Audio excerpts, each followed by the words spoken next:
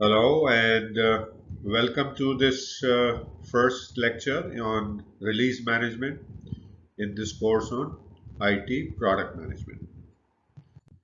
So in this section, we will help you learn how to manage the releases of your product. So having done the feature development, decided, worked with the team and done the QA releases, it would be time to start releasing your features and product. And in this, we'll talk about two things in this section. So first, we will talk about in this lecture how to plan and coordinate your product releases, which will include feature launches and bug fixes. And then in the second lecture, we will talk about how can you communicate these release details to stakeholders and customers. Right. So as we saw, managing the release of your product it basically involves two major work. One is to plan and coordinate product releases, which will include feature launches and bug fixes.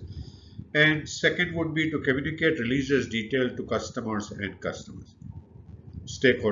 customers. So the question is, how would you plan and coordinate your product releases, including feature launches and bug fixes? Any thoughts? Right. So planning and coordinating product releases, including these feature launches and bugs fixes, is an important aspect of product management in IT companies.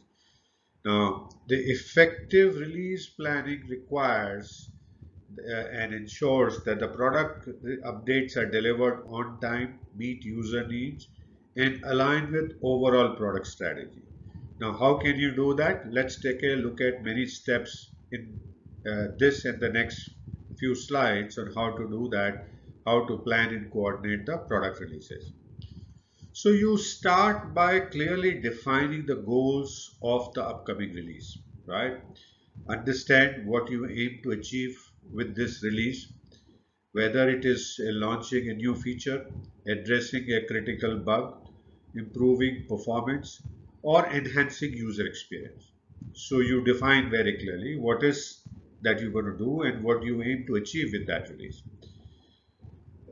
Then you create and maintain a release calendar that outlines the expected release dates of the upcoming versions of the product. So you have a plan which you think you can deliver. So based on that, you create and maintain this release calendar. Now, this calendar should include both major and minor releases, including the features, including the bug fixes, including any UI UX improvements. Then you collaborate with cross-functional team, including developers, designers, QA testers, and stakeholders to prioritize features and bug fixes for the release. Which of those should you release first? And you can use a prioritization framework as we discussed to assess and rank them, right? For each feature or enhancement planned for the release, you create a detailed user stories, you create a set of detailed user story, design specifications, and acceptance criteria as we saw earlier also. And you ensure that the development team has a clear understanding of what needs to be built. So you're doing the planning here. Then you maintain a bug tracking system to log and prioritize reported defects and issues, right?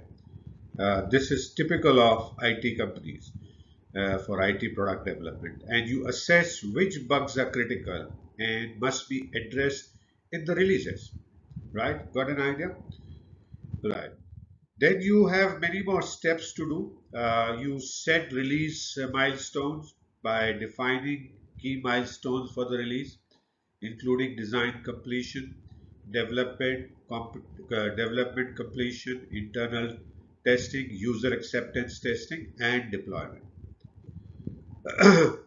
Then you determine the release cadence, the frequency of your releases. Is it weekly, bi-weekly, or monthly releases?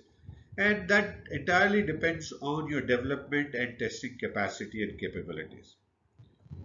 Then you create a release plan. You develop a release plan that outlines the scope of work, timeline, resource allocation, and responsibility for each timeline, each milestone. And you share this plan with the entire team to ensure alignment. You go on to conduct UAT, user acceptance tests, with stakeholders and end users to validate that the features and the bug fixes meet their expectations and requirements. Before the release, you conduct, is it you have a new feature that you want to release. So before that, you conduct what is called regression testing, as we saw earlier, to basically ensure that the new feature and bug fixes do not introduce defects in the existing functionality. You continue to go ahead and by ensuring that the product undergoes thorough quality assurance testing, including functional performance, security, and usability testing, as we saw earlier. You implement a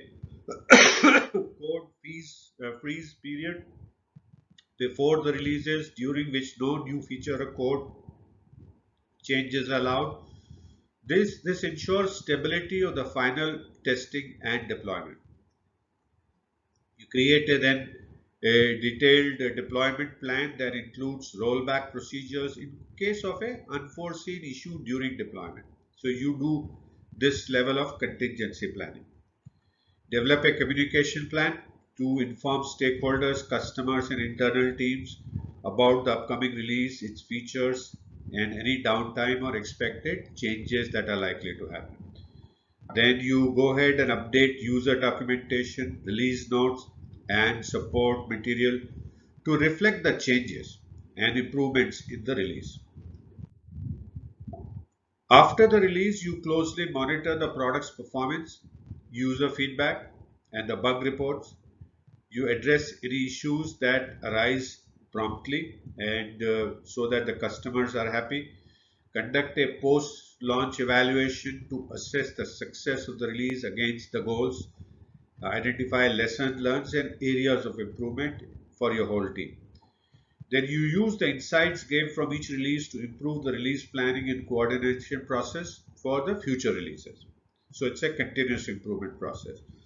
And you be prepared to roll back, to have contingency by having a rollback plan in case of a critical issue arises post releases. This plan should include steps to revert in case to a previous version as necessary in case the post-release problems cannot be solved quickly. You acknowledge the hard work of the team and celebrate success releases finally and the successful releases finally and the milestones to boost morale and motivation. And that brings you to the close of your planning and coordinating the product releases. And as you see, by following these steps and maintaining a well-organized release management process, you can plan and coordinate product releases effectively. Following this process, as you see here, will ensure that your product remains competitive, stable, aligned with the user needs, and meets the business goals. So, having looked at how do you plan and coordinate product releases, including features, feature launches, and bug fixes, what do we do next? So, we talked about communicating release details to stakeholders and customers. So, it's one of the steps in this lecture. So, we will look at how can you communicate these release details, because this is an important aspect of the role of the product manager. So thank you so much for watching this first lecture on release management. I hope you continue to learn new things, continuing to enjoy, and I do look forward to see you again in the next lecture. If you have any questions, do feel free to message me anywhere you see this video. I'll be happy to answer your questions. And do feel free to download and take a look at the PDF file if you want to refer to anything that I've taught.